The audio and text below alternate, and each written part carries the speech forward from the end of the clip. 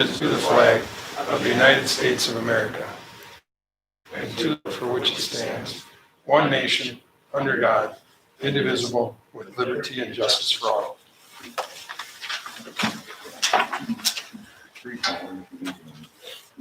Couple reminders, or if you could please turn down your cell phones, electronic devices, and if you're not speaking, please keep your mask up the best that you can. If you're not comfortable when speaking, without your mask, you can leave it on. Are there any additions or deletions to our agenda? We have two additions under B, under activities, winter activities discussion with possible action. And then under other 6, Avion's food service update. You had an enclosure. Any other additions or deletions? If not, is there a motion to approve the agenda? I'll make that motion. Is there a second? I'll second. Any other discussion? All in favor? Aye. Opposed? Any visitor comments?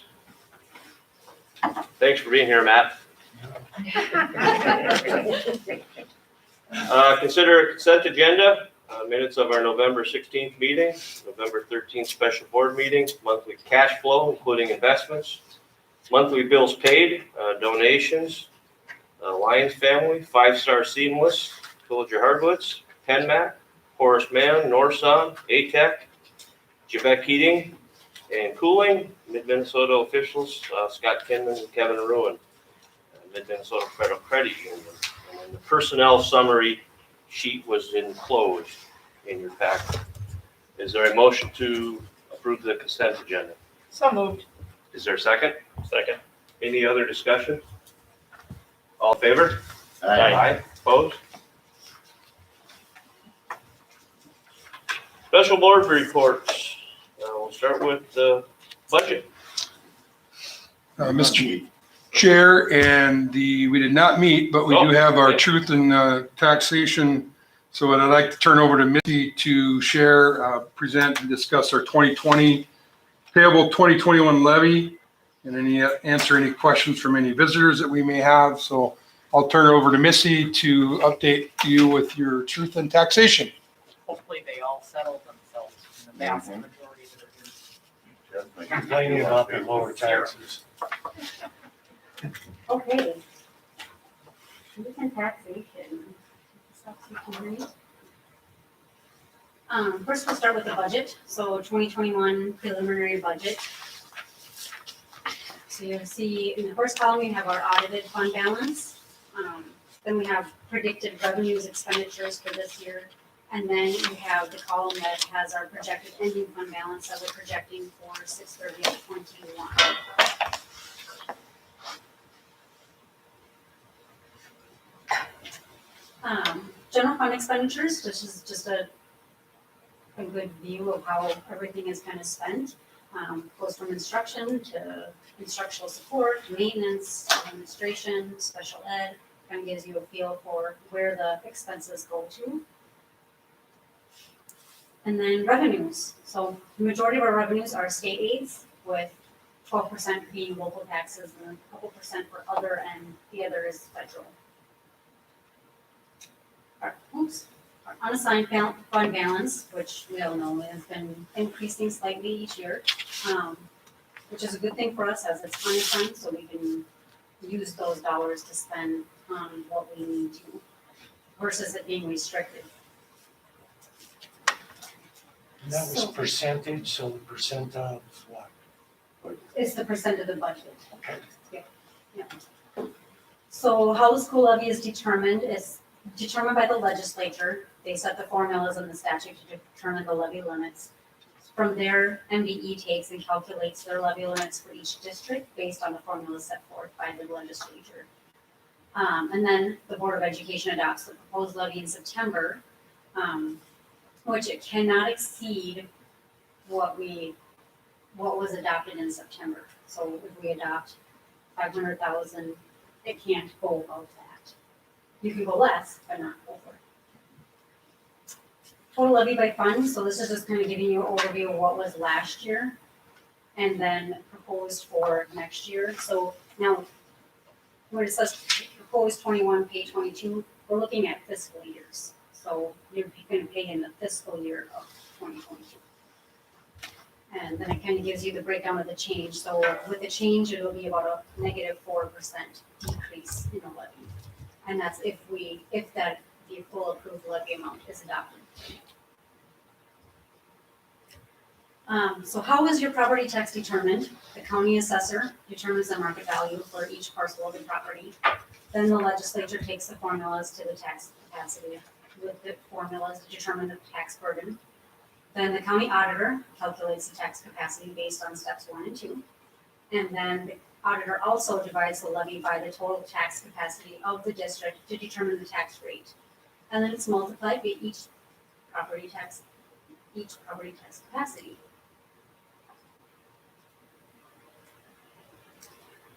If there are questions on the truth in taxation, any levy questions can be directed to me. Any questions on property value would need to be discussed with your county assessor's office. So whether you're in Cass or Morrison County will determine who you need to contact. And that is it for my presentation on that. Any questions?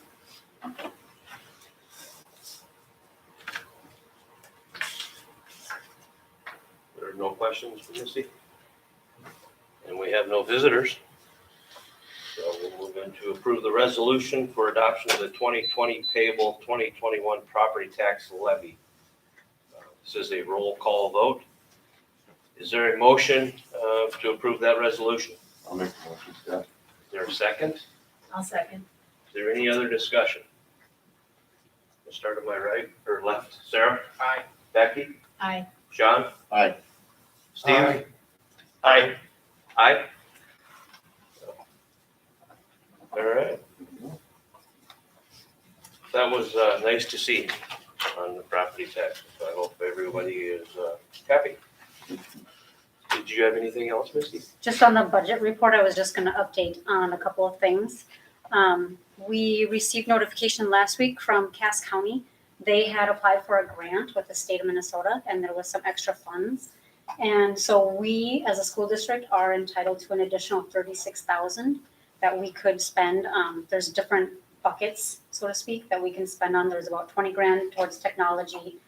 There's some mental health pieces, some in-person support, and website development. So we met today and we kind of talked about what can we do with those funds. So they do need to be spent by December 31st. So it's a very tight timeline that we need to Not spent, but applied for. apply for. Right. Yes, I need to invoice the county. Invoice the because county. They need to. They Some just of the have things that everything in. we've come up with was some technology pieces, Chromebooks, things like that, cords. But the biggest piece was we're looking at trying to do some evening help for students, mental health support, tutoring support. We're trying to come up with some ideas. Some of that pocket, some money was from that as well. So, So it's wide open, is what you're saying. well, not necessarily. Okay, so There's different pockets that you can use. So much can go for mental health. So much can go for school support. So much can go for technology. So, important but thing is we're saying yes. right. But we have to say, yes, we want the money by December 31st, and we have to share how we will use it. Understood. Yeah, Right. so pieces of that will mental health, Yeah. support line in the evenings for parents, some tech support on the website, some Chromebook. We've come up with some ideas, so we'll share that more in February, but that's kind of what we're thinking, to try to do some mental health. People available in the evenings if the parent has a concern for homework or mental health, kids need some help, support in the evening. Yep. We're trying to come up with some Find a ideas to place do that. put it, yeah. Do you need a board vote or anything on that? Well, we haven't gotten it yet. We're applying for it. Apply for it. And then the only other update I had was that we are out for bid for food service. So this is our year that we have to go out for bid for that. The process has already begun. We've already got 4 companies that are going to bid. And they have to have all the proposals in by January 4th. So we'll know in January what that will look like. So Sounds that's all I good. got. Is there any questions for Misty? Just one other thing, Missy, I did share with the board, Missy's gonna put together a new budget booklet, I guess, Yes. through her MASBA corporate or group. Kind of a little easier for people to understand. So she's gonna share that with the budget committee moving into next year and a little bit different. We'll still do the line item piece that we do, but it might be a simpler form for board. Many districts use this and it's just a simpler, easier way. You can publish it on your website. It's a little easier than putting out 60 pages of a line item budget. So, but she'll work on that for next year. So That way they it's a can good get group. easier. I know. Very good, thank you. You're welcome. Thank you. All right, moving on to activities. Activities. We met on the 14th. Our first item was the grand opening discussion of the auditorium. And it was decided that we're going to have a ribbon cutting ceremony on the 18th of September with possibly some sort of a performance of a regional talent. And then the actual grand opening would be September 24th through the 26th, maybe combined with homecoming if that happens to coincide, and try and make an event out of that with bringing the community in so they can see the school and got a new auditorium. So that's still in the planning phases. Comments or suggestions on that? We talked about the winter activities and what the other districts were doing. Some are cutting way back, some are going ahead full steam. They are cutting their fees. We decided to cut our fee in half to $25 from $50. And let me know if I lie at all, okay? So far, you're doing good. Steve, it'd be Phil. Yeah. And but the big discussion was around, well, let me do a couple other things. We have a schedule for boys basketball and girls, or JV, and girls junior high basketball, going forward with that. We're planning on going forward with the chess club, continuing with that. And then we had lots of discussion around what to do with winter sports, what format they were going to take and all that. As a part of that winter activity discussion, we decided to do a survey based upon, we had that one event in volleyball where we had to quarantine folks. And we wanted to get an idea from people that were involved in that, how that impacted everybody and what their feelings were. So Matt put together a survey and asked families to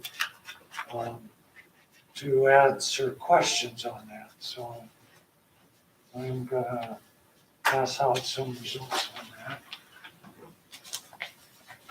Well, we have 31 families respond to that. Thank you. And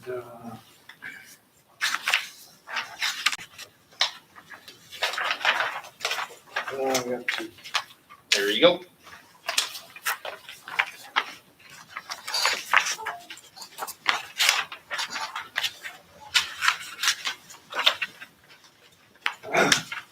So on the first couple pie charts there are data that basically shows who responded. And out of the 31, as expected, 15 were in varsity, and then 15 were in varsity, and then 9 were in 7th and 8th grade, and 6 had no participation. So they didn't have any kids in sports. And then out of that, about 25% of the people had not had their kids quarantined, but 75% had from the volleyball event. Yeah, of that 31 responses, how many total were there possible out of that? So you got 31 back. We sent it to 50? There's about 50 available? Yeah, we only sent it to 50. We didn't send it to school-wide. No, I know you, I was just curious of what you got back. 50, yeah. And then we asked the question, do you feel the risk offering the activity was worth the, even though your child missed out? And that was overwhelmingly yes, even though their kid had to be quarantined. And this fall offered activities as junior high, high school, knowing will cause some students to miss school due to quarantine. Would you want the school to choose to make the same decision for winter activities? And again, the same numbers really, overwhelmingly, yes, they did. What about, then we asked the question, well, what about on the junior high levels? We just do an in-house option rather than travel and having other teams go. And that would be acceptable. Notice that there were only 10 responses. Yeah, I wonder where the rest of the other 21 responses, We sent out too late. We edited this after we sent it the first time. So the And first, the other problem we had with the survey was you could only choose high school or junior high. So like myself, I have 2 in high school and 1 in junior high. So I had to answer the high school one accordingly, or if you wanted to, that's the only way you could do it. okay. So it's not a, Perfect science. you know, it was just something to give you some feedback, you know. Right. I mean, this was the right questions, definitely. These were good questions to ask. And so out of that 10, 6 said yes and 4 said no. So then I put the data in a pivot table, and that's what the other stuff is for. Is that you break out who said what out of these pie charts. The first section is the junior high, 7th and 8th grade folks. So that's where they said they had kids. And then the answers to the questions going across. And you'll see that they had only two answers had they not been quarantined. And those same people said that that they were not worth the effort had they been quarantined.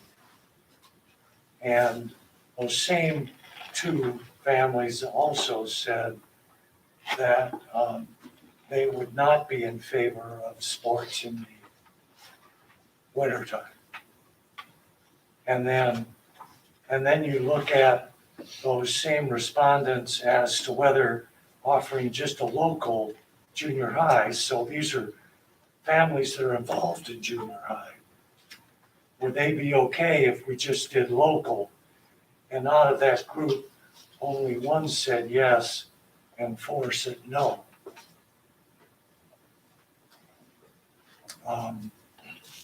So, and then there's comments in here, which you can read. I won't go through those. So then we move on to JV and varsity. And basically, out of those, there were 4 that weren't quarantined. And, but everybody said, yes, it would be worth it if they were, and they were playing varsity. And they also all said that, yes, we should have varsity games in the fall, in the winter session. And 3 of them had options had the option of, hey, would you be okay with junior high being local? And they all said yes, but they don't have anybody in junior high. Except you probably said yes, or maybe you said no. But nobody said no, so I guess you filled it out too soon or something. Then the last one was the group of parents that didn't have their kids participating at all and how they responded. And out of the 6 that responded that didn't have any kids in sports, they said, hey, yes, my kid was quarantined. 2 said no, they weren't. So we had 4 that were quarantined even though they weren't in sports. And they said all of them except 2 said that would it be worth it. So that they said yes, it would be worth it if the quarantine for 10 days, even though their kids weren't involved in sports.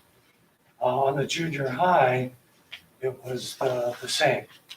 Basically, everybody said it would be okay, except for 2 people that said no, that it would not be worth my kid being there.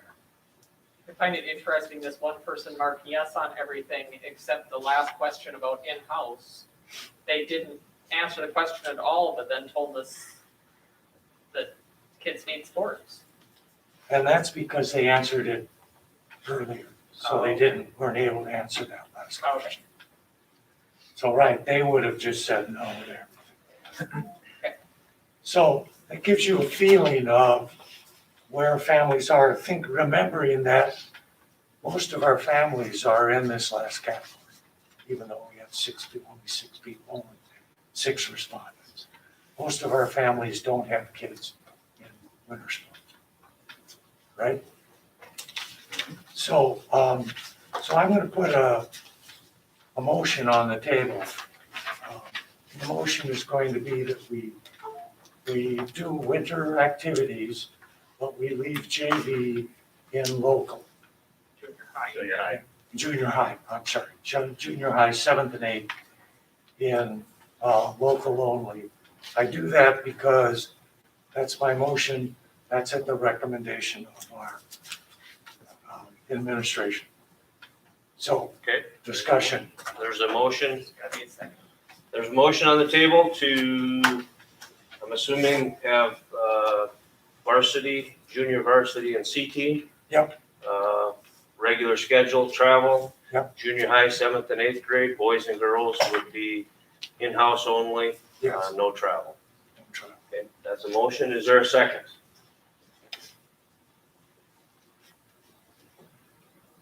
I'll second. Okay, is there any other discussion? Since there's a second, yeah. I disagree with the motion. I had a kid in fall sports that got quarantined. Obviously, my kid wasn't in volleyball. He was in football, and he still got quarantined out of the volleyball group.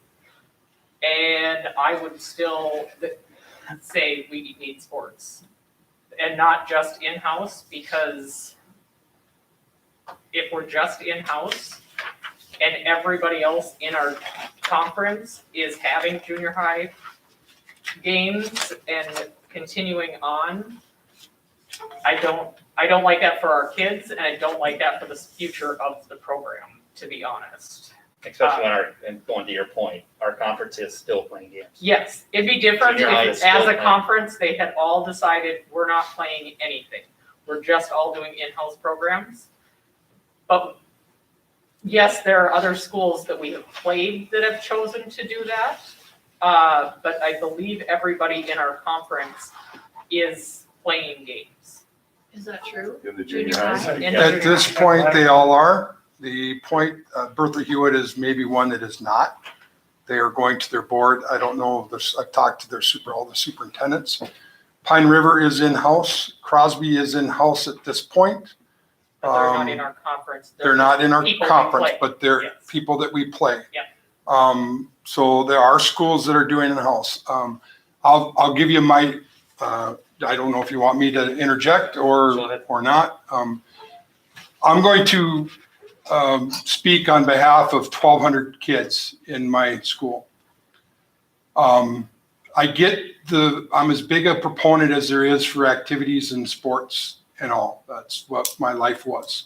As your superintendent that tries to keep kids in school, if I quarantine a bus of regular riders, of second graders, of first graders, of fourth graders, because a kid is quarantined because of a junior high basketball game, then I send another 50 or 60 kids home. And if you're that parent of a first grader or a second grader who now has to figure out daycare for 14, what's the best thing for me to do is to recommend to you that the limiting those exposures and limiting those bus rides is the best thing, because the bus quarantine is really where a lot of the issues are happening. So I got a note from Jamie, our COVID coordinator, our nurse, and she said, I would like to discuss the junior high sports in-house for Pillager, reducing the variables, leading to quarantining of these students, and ultimately all of our K through 12 students leads us to more stability in their education. The bus guidance now includes quarantining for all bus riders that ride together for 30 minutes cumulatively over the course of the day. The team may be quarantined due to practice or scrimmages, but reducing quarantine for coaches, drivers, and some team members would be a benefit. So I'm going to share too in November what it was like for my principals, myself, and Jamie, 4 weekends in a row quarantining kids. It's ultimately your decision, and I support whatever you guys do, but my number one choice is to try to keep kids in the building. One other factor that I'm going to share, and then I'll let you guys discuss more. The new requirements from the state of Minnesota will only allow me to bring back 3 grades at a time. We were lucky that we had a plan in place prior to the new guidelines that came out last week. If we wouldn't have had that plan in place, I could have brought 3 grades back, only 2 weeks at a time. So thankfully, we had a plan to go in hybrid. So on January 4th, we can bring everybody back in hybrid. For 2 weeks, we have to see how things go. Then I can bring back 3 grades, which would be, let's say, 5th, 6th, and 7th grade starting January 18th. If things go well, then I can bring another 3 grades back. So even if we stay where we're at right now, possibly our sophomores, juniors, and seniors aren't back until middle of February with these new guidelines. If for something doesn't go right in the first week or 2, and I can't bring other grades back, now I'm delaying it even more. So I really want to think about trying to get kids back as soon as I can. If we have an outbreak in anything, and granted, it could happen in anything, but limiting those choices also helps us do that. So while we're doing this, our 8th graders won't even be in school. Matt, when's our 8th grade season start, possibly? The girls with 7th and 8th grade would start for girls January 4th, and the boys would be like February 15th. Okay, so food for thought, our 7th and 8th grade girls won't even be in the building all of January. Because other than hybrid, I'm sorry, they'll be here in hybrid, but they won't be in person. So if we have an outbreak, and I have to say we're going back to distance learning because of that outbreak, now we got new guidelines. I can't just say 2 weeks, you're all coming back. It's a roll-in approach, which makes it difficult to get kids here. So I just know what it was like to quarantine those kids. And when you got to call a bunch of elementary kids because of a kid that rode the bus to school, varsity and JV is a little easier for me to swallow. The reason being is some of those can drive to school. They don't ride as much to school. So that's another reason why I think junior high is a little more difficult, because a lot of those kids ride your regular bus to school. So with that, that's my recommendation, and that's some of the reasons why. And if you read the verbatims from the people, the reason why they like sports is they want the kids to be able to be together and to have activities together. And that happens whether you're traveling to some place or whether you're doing it internally. You still get that interaction. It's not like you go and socialize with the other team much. And so it ends up See, being I would more. disagree. As a kid who played before, that is still friends with other kids on other teams, he started those at a younger age. Friendships, yeah. The So, problem to Mike's point though is it's a small group compared to the whole, right? I mean, as hard as it is, because I was on that side too, to be honest with you, Sarah. I want these kids to be able to play. I think it's an important part of their development, obviously. At the same token, right now, because of the guidelines and because of the risk and then the result, you have to shut so many of these kids out that would have not had to quarantine otherwise, if you know, from that perspective. So Well, see, the grand scheme of things, when we look at this, the governor hasn't even made a decision on whether we're playing games or not. So in theory, we can kick this down the road until we know exactly what's gonna happen. We kicked it down the road a month ago, but you're right, I mean, you're absolutely right, Yeah. but there isn't much more road to kick No, down. well, Because you're you- gonna get the run out of- you're guidelines gonna run out of time. when we get the guidelines on exactly how it's supposed to play out, I think there's some pieces of that though that I think Matt would like to know. I think the other conference schools would like to know. Maybe they'll pick up some other games. I spoke to a couple superintendents. They didn't have to quarantine volleyball like we did. That kind of, I think, and I'm not saying we may go through the whole situation without having any issues, I'm just trying to be proactive and thinking about what, if I got to make that phone call to 40 kids on a bus that you're not coming back to school for 14 days for a second grader, that's a tough call when you're Josh Smith or Jamie. That's a hard call to make. it is, but there's a lot of C squad and JV players that are not old enough to drive yet either. So either are they getting a ride or they Yeah. Well, on that what, same bus? Yeah, Yes, it's well, less It's people. reducing the numbers. it's It's reducing the reducing the numbers, numbers. it's reducing the, most of the JV and varsity practice together. We could look at not doing ninth grade. I optioned just to say junior high because you got more years yet. I'm varsity and JV, you only got a couple years, and that's why I recommended junior high and not varsity and JV. I was trying to, okay, but can we I think separate? the thing we gotta remember is when this all started back, even last year and in the spring, our goal, our focus was to have kids in the building.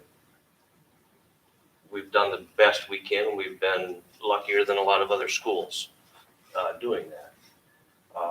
Sarah, I respect what you said, but I don't think it's gonna jeopardize the program. 7th and 8th grade is about fundamentals. You're gonna learn a lot more fundamentals practicing in-house than you are playing a game. Coaches may disagree. I coached for a long time. I think it would work. I want them playing too, as bad or worse than anybody, but is it, knowing that they're not even gonna be in the building, is it worth the risk to do that? Varsity, junior varsity, I say absolutely. C squad, that's a tough one. That's not part of the motion, but, so. That's where I'm at. Is there any other discussion? Well, what's happening with this is for our school, for Pillager, what about gymnastics and the girls that maybe are in that and that's a little fun? that's varsity. As far as I know, Little Falls is still doing varsity. So no junior high sports available through any other school. There won't be That's any a junior question high I wrestling. have. Yeah, that's, I don't know the answer to that question. Well, this motion cancels all junior Yeah. high. We winter wouldn't sports, travel so that 7th would and be- 8th graders to Little Falls. Yeah. No. And we don't have wrestling, so. So Sarah, what are you saying? If an 8th grader wants to be in wrestling, they could join Brainerd? Or are we saying that our motion makes it so they can't go to Brainerd? They can't join through us. They would have to open enroll to Brainerd because we just canceled winter sports for junior high. Right. If this motion goes through. We No, do we have, Sports. We didn't cancel it. In-house, but that's We just not canceled- in-house. We just canceled Well, traveling. we don't know. Right. So, Totally canceled. the other piece of it is So I we so I can would, put my kid in wrestling. I mean, that's kind of going. That's a back on the varsity motion. sport. 7th and 8th graders can participate on a varsity sport. So if it's a wrestling program in Brainerd, that would be a varsity program, just like gymnastics. If they are a 7th grader, we would possibly move up 1 or 2 8th grade girls for varsity, because we've had 8th graders play varsity sports before. And that would still be an option to do those individuals like that.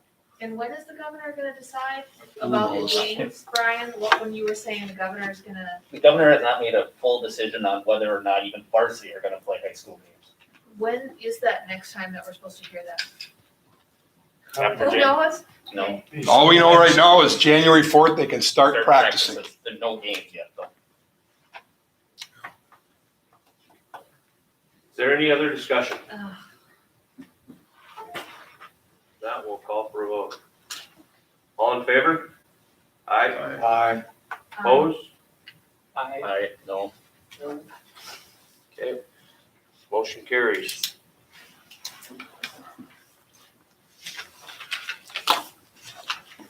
Is there anything else for activities?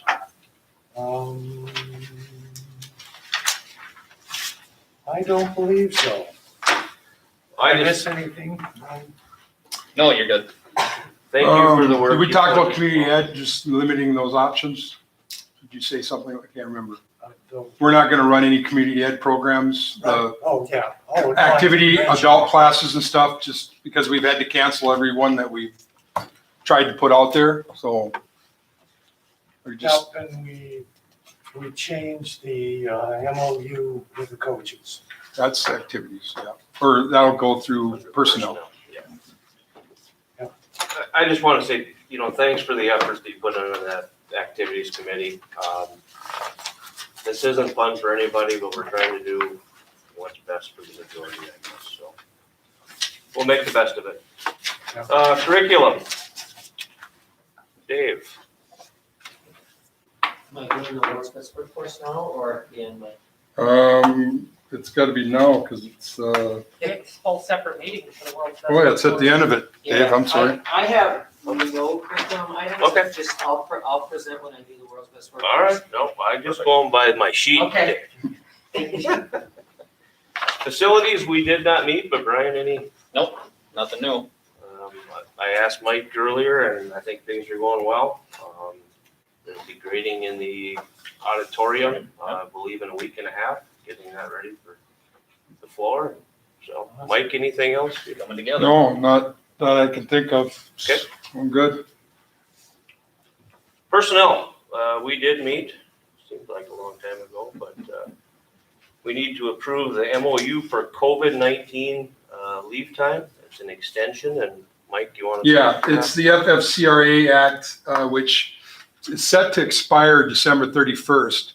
I'm proposed an MOU, and several districts in the area have done this. What it basically does is it just extends the federal government's that is set to expire December 31st through the end of the school year. So basically what it does is that, it extends an opportunity for a staff member or teacher who might get COVID to use those 10 days. An example might be, let's say you were a teacher that got COVID last spring or this fall and got 10 days of COVID relief line to help to use. Let's say you were a teacher that didn't get COVID or needed to use those days, but now you get it in January or February. Those days, those 10 days are expired. You don't get those days. So what we've just proposed is to give those staff members those 10 days through the rest of this school year. Doesn't cost us any additional dollars. It just frees up those 10 days that those staff members could use if they need to. Up to this point, I think we've used 61 days of that. We still allow staff members, if they can work from home, they can still work from home. They don't have to use the COVID days. They're just working from home. This is for those that either were too sick or couldn't work from home because of various reasons or something like that. Okay. So I would encourage you just to extend that. Yep. Is there a motion to approve the MOU COVID-19 leave time extension? I'll make that motion, Scott. Is there a second? I'll second. Any other discussion? All in favor? Aye. Opposed? Next is MOU for Schedule C update, and this is just an extension to the MOU that we approved last month. Right. When we found out we had a little better budget situation with the audit, I went back and I encouraged the personnel committee to, instead of, if we don't have a season for some reason, it was the first original MOU was to pay 25% to coaches. We bumped that up to 50%, knowing that coaches tend to do things all year long for us. And we're in a little better budget shape than we were, when we originally did the MOU after the audit. So I encouraged the personnel committee to bump that up to 50% for coaches if they don't have a season. I will make that a motion to approve a MOU for Schedule C, paying 50% of winter sports if there's not a season. Is there a second? I'll second it, Scott. Any other discussion? I'll just say we had good discussion about it. I think it made a lot of sense. Obviously, we went back and forth a little bit on it, but at the end of the day, I think it makes sense to do it. Any other discussion? All in favor? Aye. Opposed? All right. That is all we had on personnel unless there's any other discussion. Okay. Policy. We have the third reading of MSBA changes to policy 419, which is tobacco-free environment. 516, which is about student medication. 601, school district curriculum and instruction goals. 607, organization of grade levels. 522, Title IX, sex non-discrimination policy, grievance procedure and process. And I will make a motion to approve those changes. I'll second. Is there any other discussion? All in favor? I Opposed?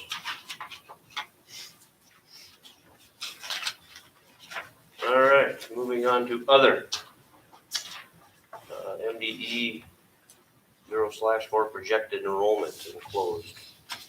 Any discussion on that? You have it in your enclosure. It's basically in line as of right now. We have 88 4-year-olds. So basically it stays in line with where we've been. Usually you bounce up from that 88 to the next number, which is usually a little higher. So our 4-year-old numbers look good. So if you have any questions. Aren't they going down a bit? I thought so too when I looked. Okay, so it wasn't just me that I thought the numbers I thought for it 0, seemed like 1, it. and 2 were then lower? From previous, from back in the other 0 and 1-year-olds. Well, even Yeah. from the 4-year-olds, there's not as many babies born as there are 4-year-olds even, is that not right? So the 3-year-olds for the fall of 2021. But and the 2-year-olds if you for go the the year fall of before that though, it goes diagonal, kitty corner. So if you look at, like if your 4-year-olds, last year's 3-year-olds, there were 88. As 2-year-olds, there were 76. As 1-year-olds, there were 69. As 0s, there were 65. So Oh, we just got one more today. I mean, when the Yeah, 4s one are more. 4 and the 3s One more are zero. yeah, it's a little lower, but it's hard. That 0 and 1-year-old, it's kind of that's a shot in the wind. Yeah. But it's. Where are they going? Yeah. Future learning model plan and discussion. Just as you are well aware, we are shifting to hybrid on January 4th. I shared a little bit about that discussion about after that, after 2 weeks of that, we can roll in only 3 grades at a time based on how it goes. Currently, we have 51 students that are quarantined, 46 elementary, 4 staff are quarantined. One staff member is awaiting testing. We have 15 positive cases over the past 30 days. 8 of them were present while infectious. 6 staff, 9 students, 6 of them elementary. We have 49 total positive cases from the beginning of the year.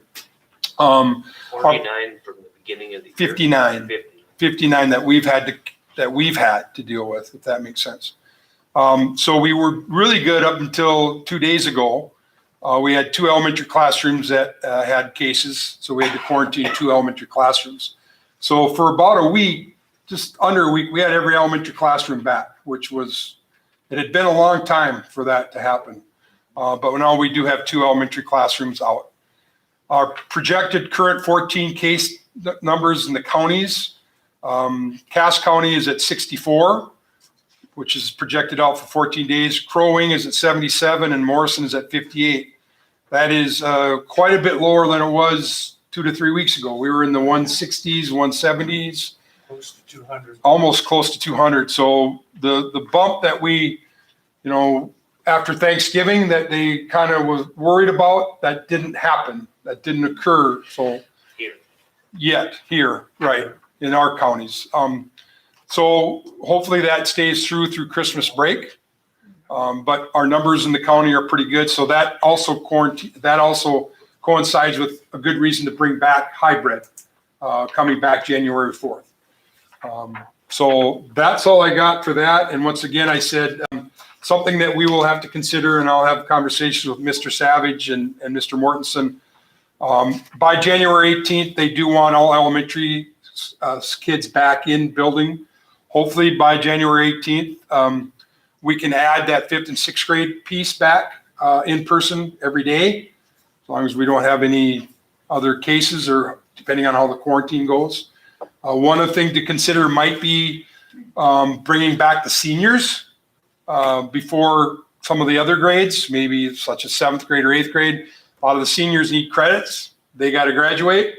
Getting those kids back before maybe 8th graders or 9th graders might be more important. So we'll have those conversations of what 3 grades we can bring back in person. But for now, it'll be hybrid AB starting January 4th.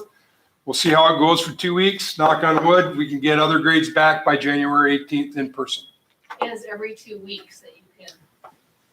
That's a rolled in approach. That's part of the governor's new guidelines. What's the logic of that? I don't understand. Just easing, I guess it's just easing it in so you don't go full bore. And they did change there was some other guidelines that we argued as superintendents, and we food for thought. Our superintendent group, we do have a small group that is supposed to meet with our governor and the commissioner to bounce these things off of. And to my knowledge, through our regional meetings, that group has never been discussed or shared with prior to these guidelines coming out.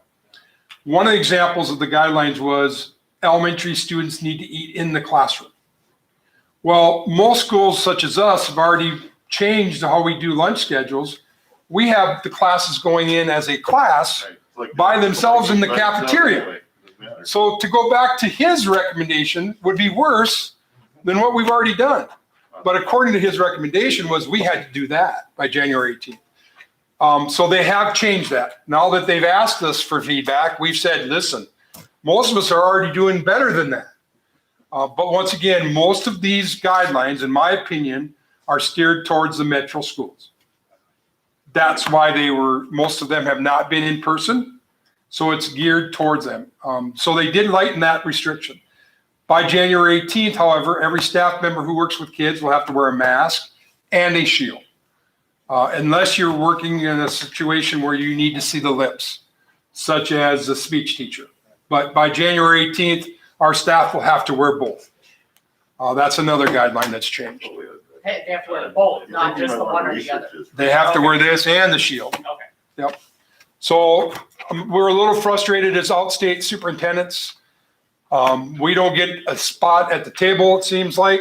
A lot of things get changed without like extra prep time, different things without, how does this affect the schools? That wouldn't matter where you were at. So anyway, that's the plan for the reopening. To So- your point, you're bringing logic into a situation. Yeah. You have that logic from day Is there one. any other, It's been pretty logical up until I just didn't understand. Still don't. is there any other questions for Superintendent Mulberg on that part of it? So my guess would be hopefully after 2 weeks, we'll get a couple more grades back in person if things go well. I'm guessing 5th grade, 6th grade, for sure, maybe seniors, something like that. So there's a 2 week between each one, Mhm. not wait 2 weeks, start 3, then another week 3. You have to do 2 weeks and then you can bring 3 grades back and then you gotta wait another 2 weeks. Yeah, not another week, but another 2 weeks. And the exceptions to that are if we're having increased numbers. they'll- Then we gotta Then we go go, the other we way. maybe have to go Yeah. back, right? Assuming that- that all these kids are single children and families and they don't have a fifth and sixth grader and a ninth grader that didn't get to come back. Yeah. And is that, Yeah. if you're going from total distance learning to hybrid, and also if you're going from hybrid to totally in 100% in school? It's only if you're going more, bringing them in, Full-fledged. full-fledged. Oh, no, well, we're fortunate because we were in person already in the elementary. Yeah. And now we're going to hybrid, and we had that plan in place prior to that. So it's only affecting us now because if we want to bring in person to the high school. If we wouldn't have had that plan in place prior to, then it would have been, let's say the elementary would have been in distance learning, we could have only brought 3 grades in, K through 2, or pre-K 1 and kindergarten, because pre-K counts too. Makes total. So for example, Oh, Brainerd, oh, who's been in distance learning, Yeah. January 18th, if they were to come back, they could only do 3 grades. They can't bring the whole elementary back in.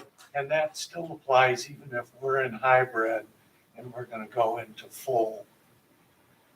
Just for full in person, yes.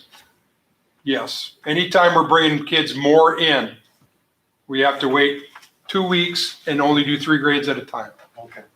We were very fortunate that we had that plan in place, which was just by pure luck. Right. We had that plan in place.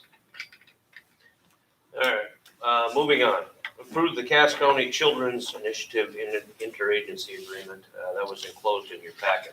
Yep, this is something we do every year. We use those dollars that we get from the Cass County to help fund our social worker in the elementary. Is there a motion to approve Cass County Children's Initiative Interagency? So moved. I'll Second, second. any other discussion? All in favor? Aye. Opposed?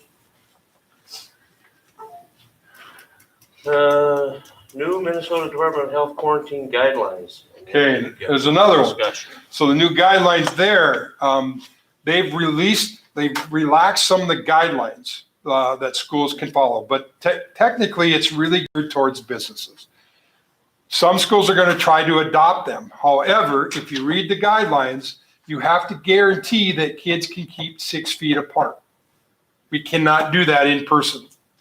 That kids are going to be 6 feet apart. So Jamie's recommendation is to continue with the current guidelines that we have for quarantining based off of the recommendations. We can't guarantee that.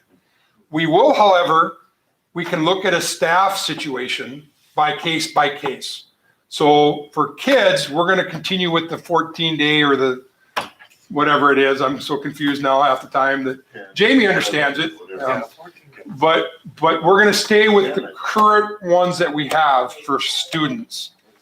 But staff, we're going to do that as a case by case situation because we can look at a student, at a staff member and say, could you stay 6 feet apart from somebody?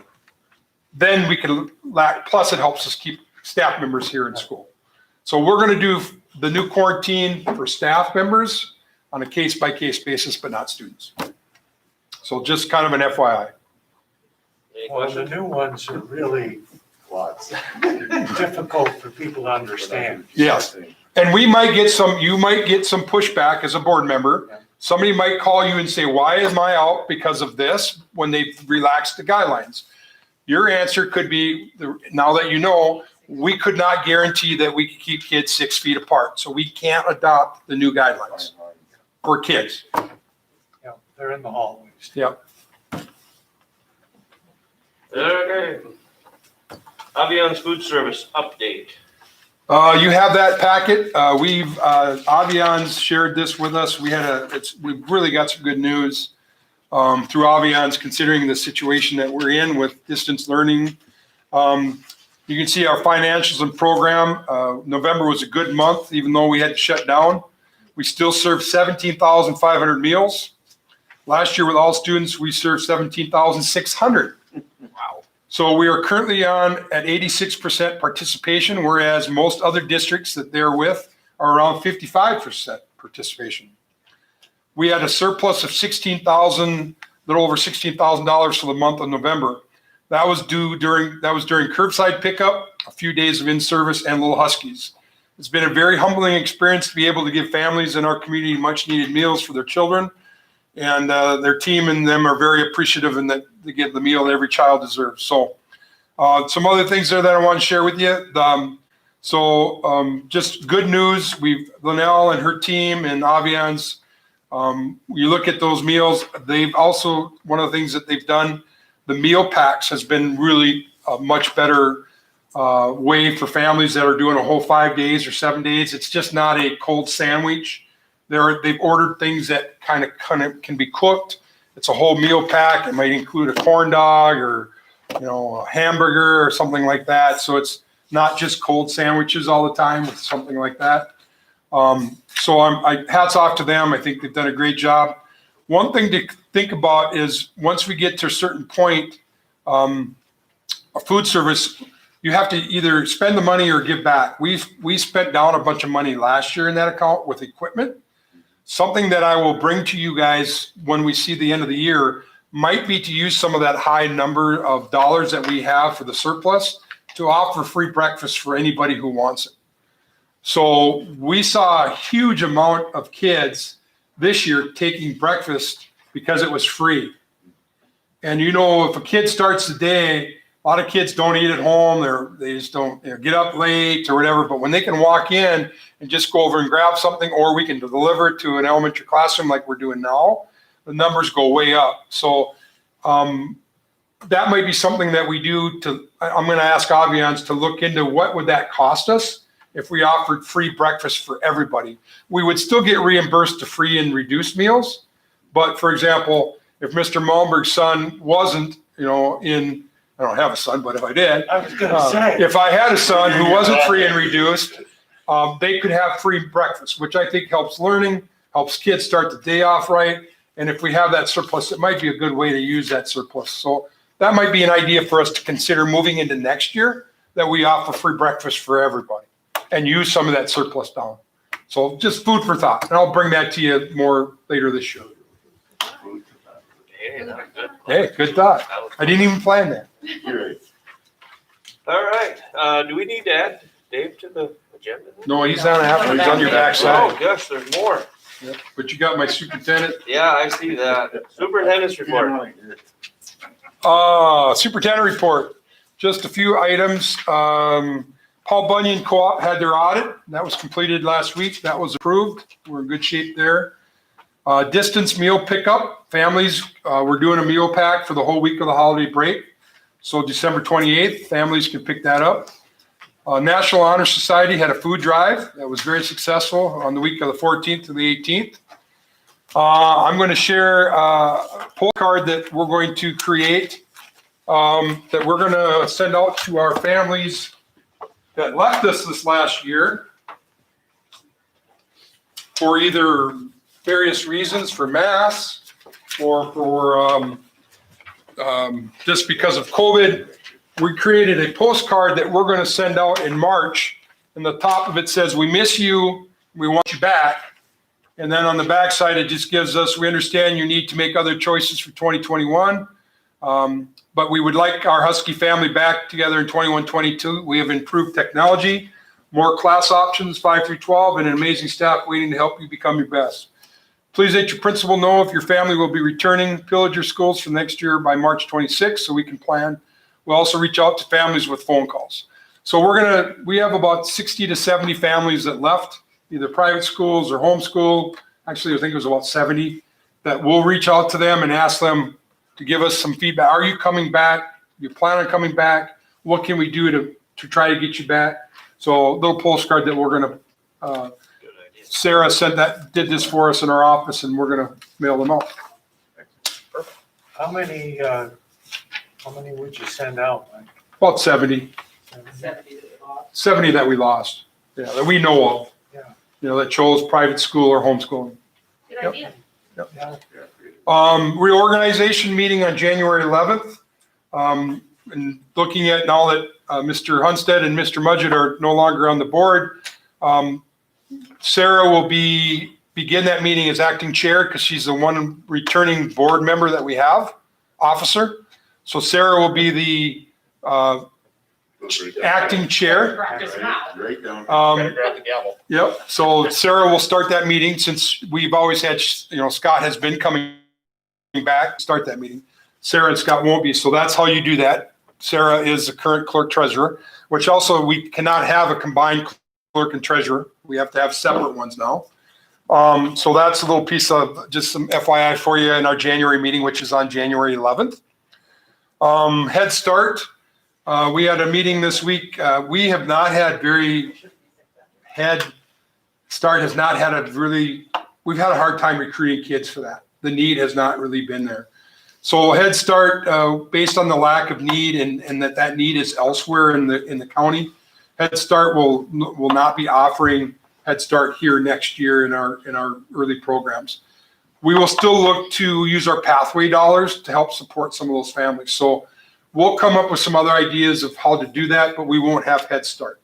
So that was a decision that was made here just this last couple of days with Head Start. So FYI for you there, unless you have any questions on that. Is that for recruiting students or because they can't recruit a teacher for it? Well, it was students. We've had a tough time ever since I've been here to try to find the kids.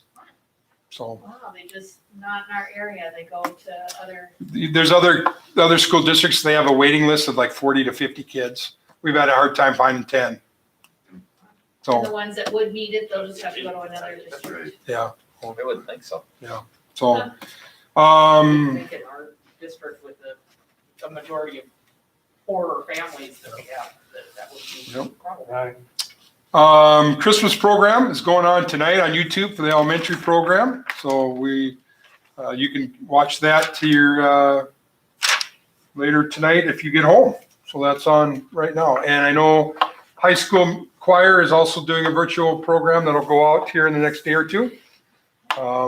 Chad has put those videos together for us with the help of those teachers. So that's some things there that they're doing virtually. So I think that's all I got. And the 12 days of Christmas that went out today was lovely. Yep. Make a motion to adjourn this We- meeting. Yeah. Just one quick question before, Oh, you handed this out for what reason? That is thank you. I forgot to put that that is the policy 213.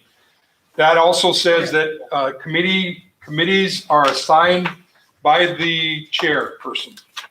Which we don't technically have.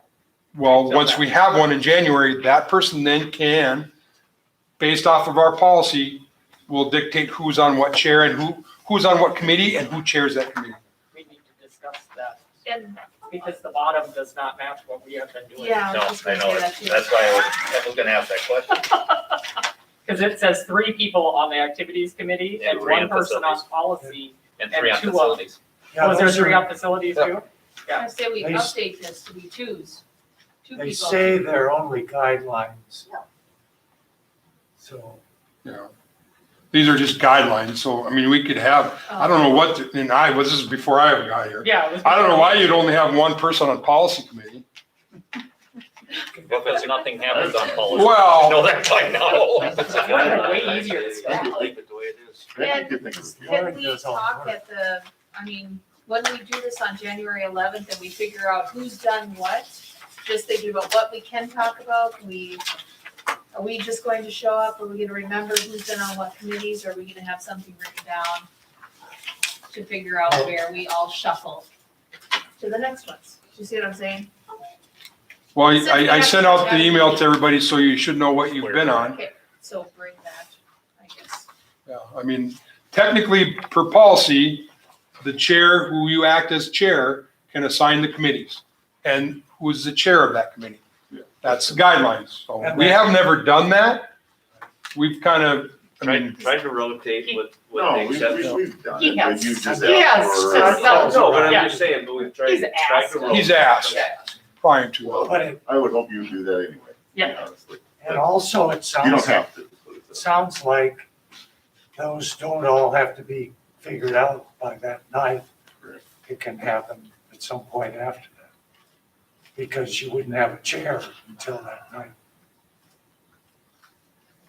We've Yeah, the first part of the meeting, you get the chair seats, and then we can. Yeah, you'll have the chair of that meeting, unless you have a Anybody that 3-3 plans on- vote and you can't Anybody that decide on a plans chair. Running for chair needs to have some of their stuff figured out as options and okay it at that point. Well, Sounds like a wasn't fun there an meeting. email sent out Yeah. with recommended or Yes. whatever? Well, Motion to adjourn the regular meeting, Scott.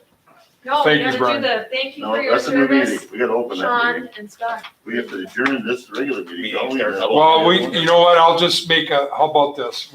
We better touch base on that one because it's not on the agenda for the last one, so. But it is on this agenda. It's on this agenda, so, Oh, boy. Okay. we'd like to do a Scott, very special thank you conveniently to Yes. Scott Mudgett and Sean, for their service on the board. We do have a little apple and a little plaque here, recognition of I your tried to time. get out of it, Scotty. Did everything I could.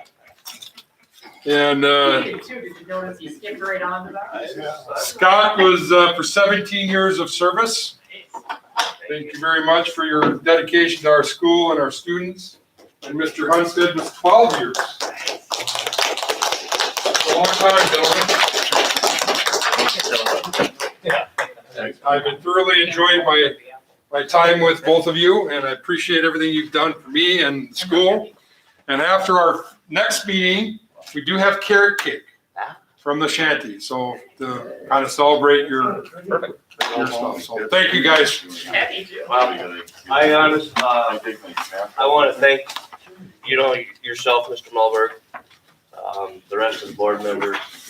We've accomplished a lot of good things here in 17 years that I've been on the board. Some tough decisions, but a lot of things that I'm very proud of to say that I was a part of. And thank you to the community for supporting the school. Yeah, no, I'd echo what you said, Scott. I agree too. It's been a fun journey. A lot of great times, been some challenging ones from time to time, but that's what it's all about. So ultimately, pretty proud of this community and being part of it. Well, we're gonna miss your leadership. You guys, you two have just been great leaders. Now we're gonna be in the crowd, really getting heckled. That's true. We'll be the hecklers. At least one meeting Okay, over that. all right, motion to adjourn. Please. Second? Second. All in favor? Yep. Aye.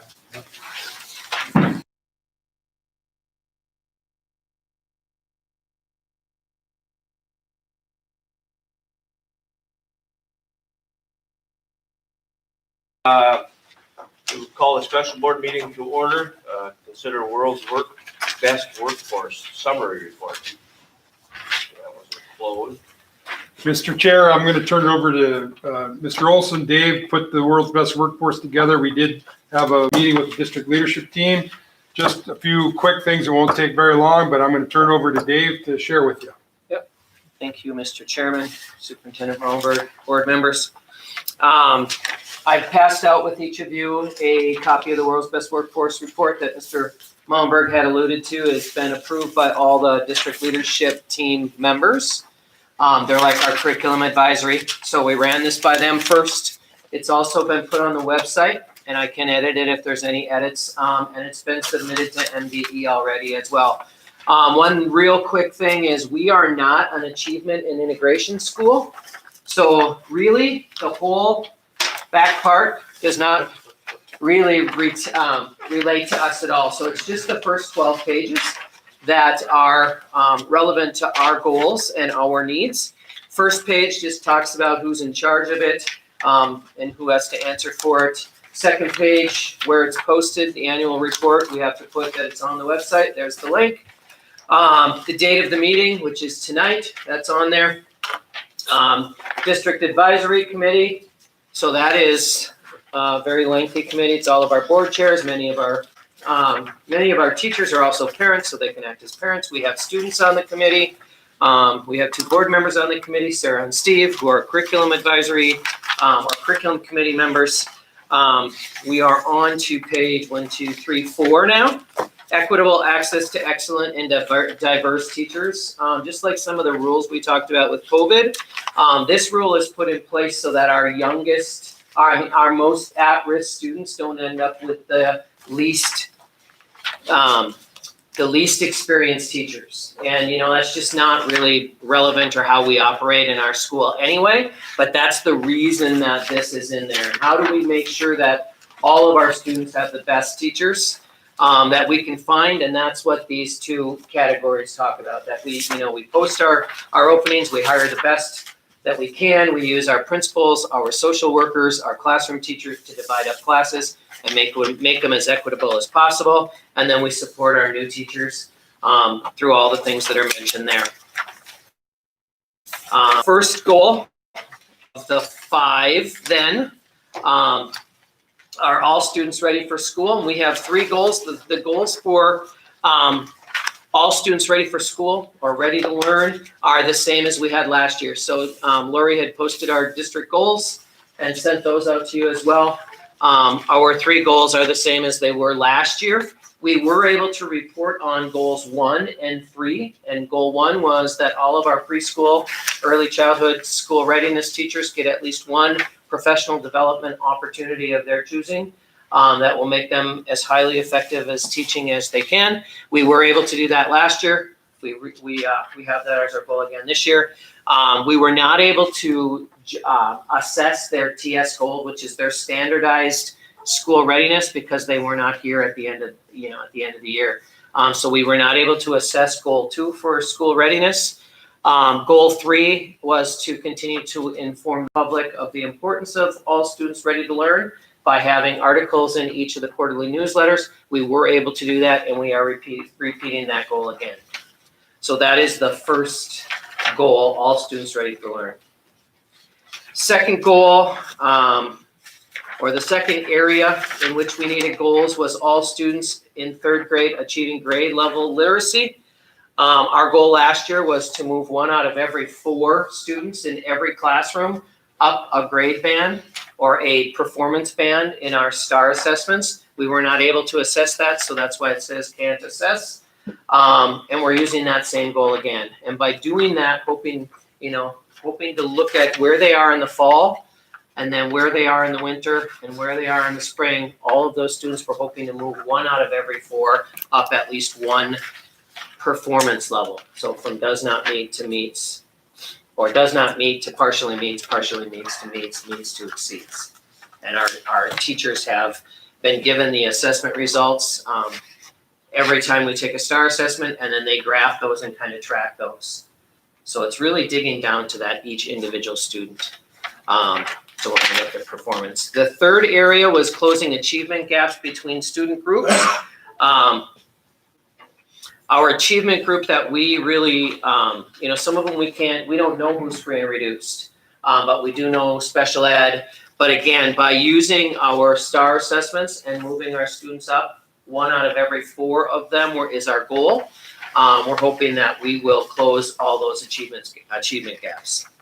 We were not able to report last year because we were not here to do it in the spring. So that was another one where we had to say can't report.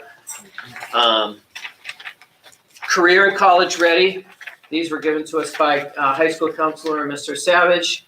The 2 goals we had last year were 100% of all seniors will create or complete a personalized learning plan. Of course, we couldn't do that because the students had left in March. So we only got about 10% of 30% of our seniors completed those. So we had to say we did not meet that one. And we're using that goal again. We want 100% of our seniors to complete a personalized learning plan by May 15th. And the personalized learning plan, if they're not going on this, how do they complete that? I'm going into construction? It could be, yep. And then how are they going to support that? What are they going to, do they have a resume in place? And we use our Mr. Stumpf, our career advisor, college advisor, to kind of lead that effort. So, are they going into the military? If so, have they done this and that? He meets with each of them. But like I said, he was only able to meet with about a third of them last year before we lost them. Work experience program goal last year was 5%. We'll increase from 5% to 10%. And we actually met that goal. We had 10.5% students in a work experience program. And then for this year, you'll see our goal is up from 10% to 15%. So Mr. Savage would like to move that up another 5% for next year. So that's one of the few goals that we actually ratcheted up a little bit and added to. And then the last area is all students graduating. And this one's a hard one to even calculate because the state does not give us the results from the previous year in time. So we have to kind of estimate on that one. There's a 7-year graduation rate that's published by MDE, and then there's a 4-year. And that means, you know, when they start in 9th grade, do they finish in 4 years? And some of those kids don't even start with us in 9th grade, so they might be counting somewhere else. So it was a hard one to find. We could not report on that. He did a 90% for next year. We want 90% of our 4-year graduation rate. Those students who started with us in 9th grade, we hope they graduate within 4 years, 9 out of 10 of them. And then actually you would hope 100% do, but our goal is 90%. And then the consistent daily attendance goal for next year is 83%, which is going to be tough, you know, with the distance learning that we've had. Last year we had high school daily attendance rate of 95%. And his guess was about 92%. So, you know, we put can't report because those aren't published yet or unable to report. But his estimate is that we did not meet either of those last 2 goals. But we just put unable to report. So that is your World's Best Workforce Report and your district goals for this year. Questions? Awesome, thank you. Thank you. Is there a motion to approve the World's Best Workforce I'll make Summary that Report? Is there a second? I'll second. Any other discussion? All in favor? Aye.